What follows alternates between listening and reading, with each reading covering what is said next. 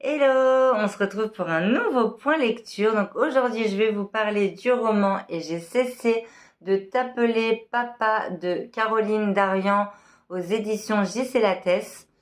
Donc du coup, cette histoire, c'est un témoignage, parce que Caroline Darian, c'est la fille de Gisèle Pellicot. Donc, je pense que tout le monde a dû entendre parler de cette affaire, l'affaire Mazan, donc qui met en cause Dominique Pellicot, cet homme qui a été surpris dans un supermarché par un vigile à filmer avec son téléphone portable sous les jupes de 3 jeunes femmes. Grâce à ce vigile, d'ailleurs, franchement, mais ce vigile-là mérite vraiment une palme.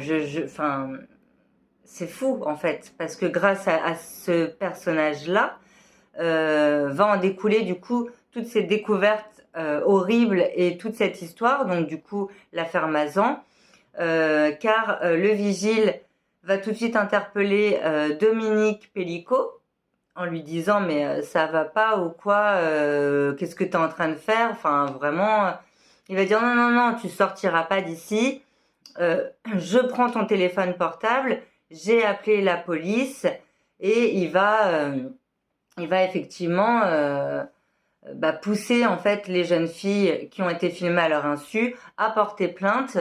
Et suite à ça, les policiers vont commencer à fouiller dans le téléphone de Dominique Pellicot et trouver des choses juste horribles à l'intérieur.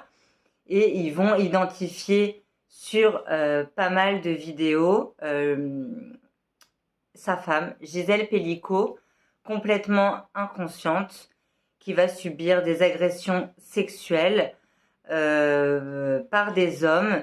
Et, euh, et en fait, du coup, tout va un petit peu découler de cette découverte, en fait. Et l'affaire va commencer. Et donc, le 2 novembre, Caroline Darian va apprendre que son père est en garde à vue, et là, tout commence pour elle aussi. Le cauchemar commence. Mais qui est son père? Qui est cet homme, en fait, qu'elle idolâtrait quand même? Enfin, ça reste son père. Et en fait, elle va également découvrir 2 clichés où elle apparaît dessus en sous-vêtements, des sous-vêtements qu'elle ne reconnaît pas, dans une position identique sur les 2 photos, sachant qu'elles ne sont pas prises le même jour. Et pareil, le doute va s'immiscer dans sa tête. Est-ce qu'elle aussi a subi des agressions sexuelles? Voilà. Donc vraiment, on va reprendre jour par jour. On va suivre un petit peu le parcours aussi de Caroline Darian. Le soutien aussi qu'elle va apporter à sa mère, le soutien qu'elle va recevoir elle aussi, parce que psychologiquement, ça va être juste horrible, ça va être vraiment un cauchemar. On va effectivement apprendre qu'il y a plus de 70 hommes qui ont été filmés du coup par son mari en train d'abuser sexuellement de Gisèle Pellicot, donc sa mère. Et,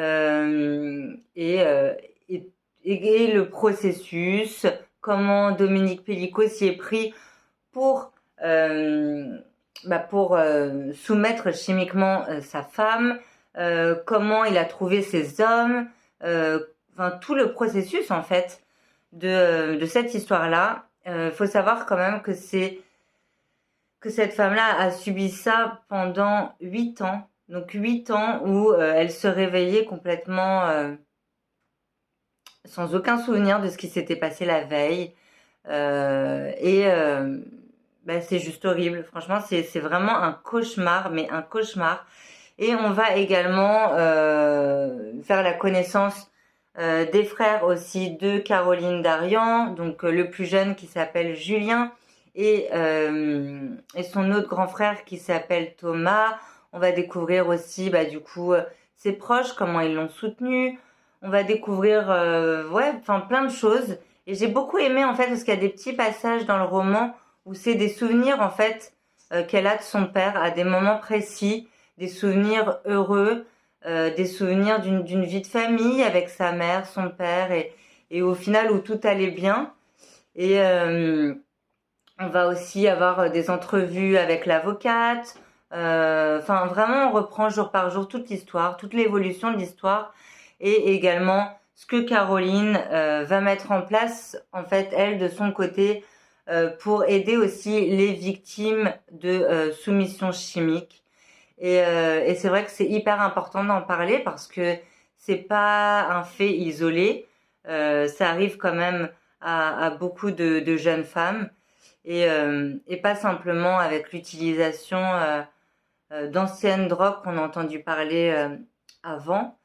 Bon, je pense que ma vidéo va sûrement être censurée, mais par exemple, tout ce qui est GHB, on en entendait beaucoup parler à l'époque, mais à l'heure qu'il est, eh ben, certains agresseurs utilisent d'autres moyens, un peu comme le père du coup de Caroline Darian. Et c'est important d'en parler parce que on n'en parle pas suffisamment. Et voilà, on va découvrir ce qu'elle va mettre en place également pour donner la voix à toutes ces victimes. Enfin, c'est compliqué de dire que j'ai bien aimé, que j'ai bien aimé ce roman. Enfin, oui, j'ai vraiment bien aimé ce témoignage. Voilà, je pense que je peux plus le dire comme ça. C'était hyper intéressant à découvrir. Alors attention, bien sûr, hein, trigger warning, tout ce qui s'ensuit. On va quand même avoir. Il y aura pas vraiment de détails, disons, d'actes ou quoi, mais c'est tellement horrible en fait ce qu'elle va découvrir que ça reste, ça peut vraiment choquer les plus jeunes. Donc pour moi, c'est pas une lecture pour les plus jeunes. Maintenant, ça reste un témoignage. C'est toujours important d'apprendre et de découvrir. Si en tout cas si vous avez envie d'en savoir plus sur cette affaire, je vous conseille de lire du coup Et j'ai cessé de t'appeler papa.